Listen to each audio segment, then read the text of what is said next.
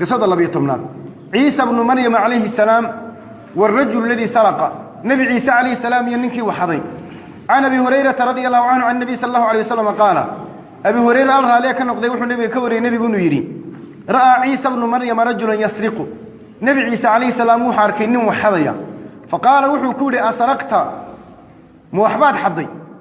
قال كلا والذي لا إله إلا هو وحمن حدين بوري وحن كل أرتي إله كل حق لقوا عبدان كل أرتي وحمن حدين فقال عيسى وحو آمنت بالله وكذبت عيني إلهي من رميين indhaha igana waan beeniyay markuu dhaartay ninkii oo ku dhaartay ilaahay kaligiiba xaq lagu caabudaa nabi ciise kaleey salaam wuxuu yiri indhaha igana waan beeniyay ilaahay inuu rumay subhanahu wa ta'ala waxaan hadin iska tag xadiidka imaam al-bukhari iyo muslim baa labaduba ay wariyeen waxa laga faa'iideysanayaa waxaan yiraahdeen in shay wanaagsan lagu xambaaro waxaad aragtid malo wanaagsan dad ka maleysatid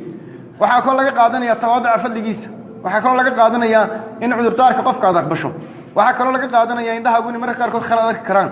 waxa kale laga qaadanaya sunnul qaym sheegay rahimahullahu ta'ala nabi ciise isagoo arkayo indhihiisa ku hayay inuu ninkana waxadayo oo tuugu yahay ayaa haddana ninkaasi markuu ilaahay ku dhaartay weynida ilaahay siday nabi ciise qalbigiisa ugu weynayd wuxuu beeniyay indhihiisa waxa arkeen waxaanu rumaystay ninkii beenta sheegay ee yiri waxba man xadin